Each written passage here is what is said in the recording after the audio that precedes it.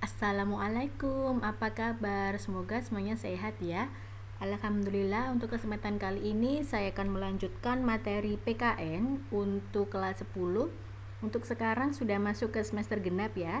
Jadi akan saya lanjutkan untuk modul 4, harmonisasi antara pusat dan daerah. Yang akan dibahas ini yakni unit 1, otonomi daerah, masih dengan saya Viniatus Soliha.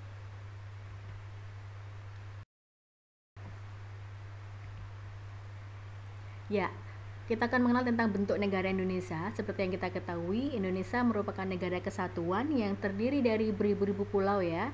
Baik besar maupun kecil ini sudah tersebar di seluruh Nusantara dan merupakan negara heterogen yang memiliki kebinekaan suku, bangsa, dan kebudayaan.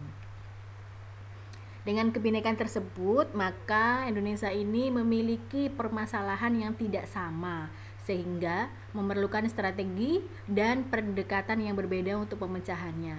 Oleh karena itu, dalam penyelenggaraan pemerintahan dan pembangunan daerah, diperlukan pendekatan yang sesuai dengan kondisi masing-masing daerah.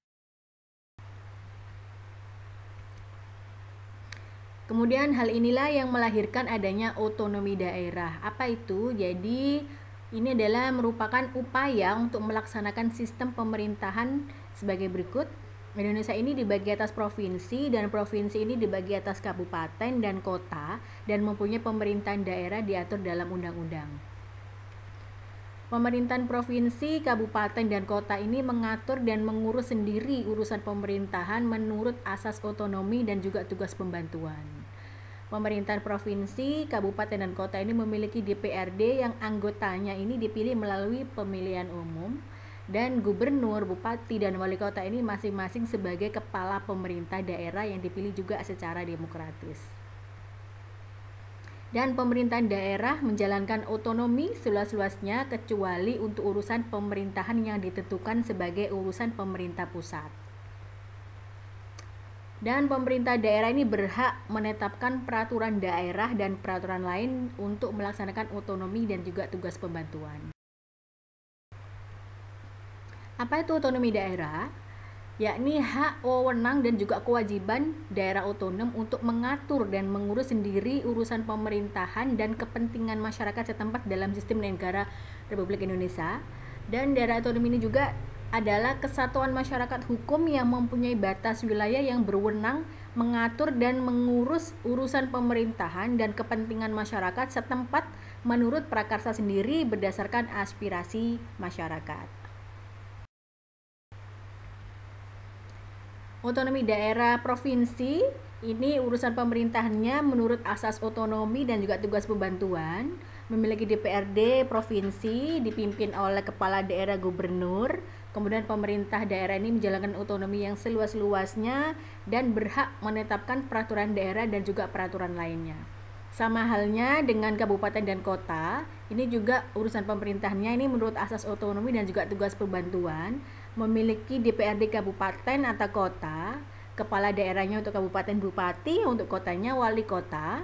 Kemudian pemerintah ini juga menjalankan otonomi yang seluas-luasnya dan berhak untuk menetapkan peraturan daerah dan peraturan lainnya.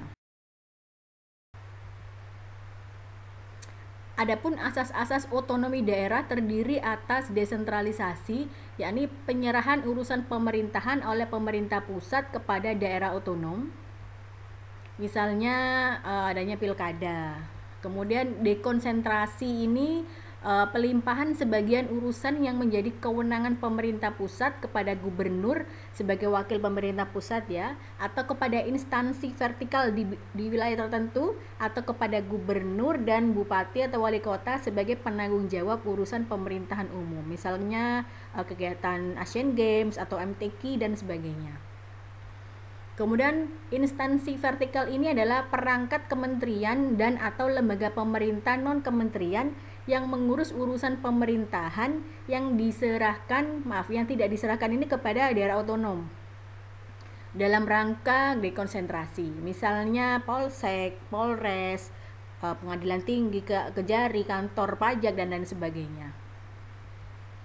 Kemudian tugas pembantuan yakni penugasan dari pusat kepada daerah otonom untuk melaksanakan sebagian urusan pemerintahan yang menjadi kewenangan pemerintah pusat, atau dari provinsi kepada daerah kabupaten atau kota untuk melaksanakan sebagian urusan pemerintahan yang menjadi kewenangan daerah provinsi. Misalnya adanya pembangunan pasar seperti itu ya.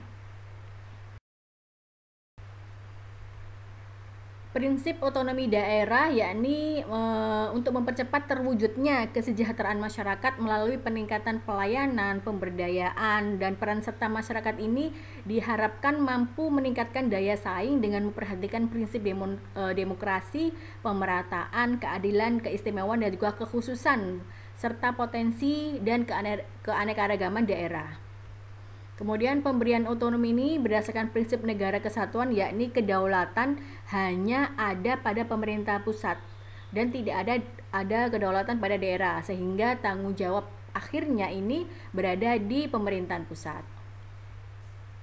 Pembedanya adalah terletak pada bagaimana kita untuk memanfaatkan kearifan lokal, potensi, inovasi, dan daya saing, dan kreativitas daerah ini untuk mencapai tujuan nasional tersebut di tingkat lokal untuk mendukung pencapaian tujuan nasional secara keseluruhan. Dan dalam rangka memberikan ruang yang lebih luas kepada daerah untuk mengatur dan mengurus kehidupan warganya, maka pemerintah pusat ini dalam membentuk kebijakan harus memperhatikan kearifan lokal, dan sebaliknya daerah juga ketika membentuk kebijakan daerah juga memperhatikan kepentingan nasional. Dan kemudian untuk urusan pemerintahan yang diserahkan ke daerah berasal dari kekuasaan pemerintah presiden. Konsekuensinya yakni karena negara kita negara kesatuan, maka tanggung jawab akhir ini berada di pemerintahan ini, berada di tangan presiden.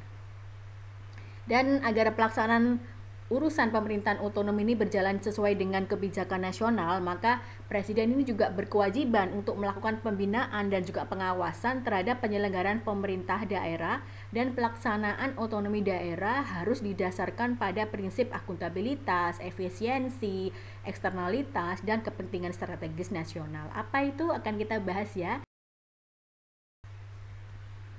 Prinsip akuntabilitas ini adalah prinsip yang menjamin bahwa setiap kegiatan atau urusan ini dapat dipertanggungjawabkan secara terbuka di hadapan publik berdasarkan luas atau besaran dan juga dampak yang ditimbulkan.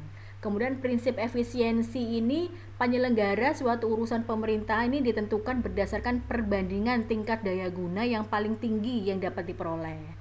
Sedangkan untuk prinsip eksternalitas ini adalah penyelenggara suatu urusan pemerintahan ditentukan berdasarkan luas, besaran, dan jangkauan dampak yang timbul akibat penyelenggaraan suatu urusan pemerintahan.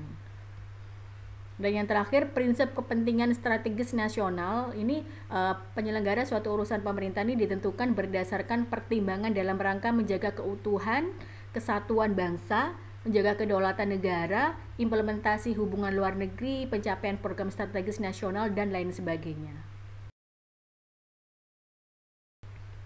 Demikian untuk materi kelas 10 PKN yang bisa saya sampaikan ya. Semoga ilmunya bermanfaat, terus semangat untuk belajarnya dan menjadi warga negara Indonesia yang berbudi. Assalamualaikum warahmatullahi wabarakatuh.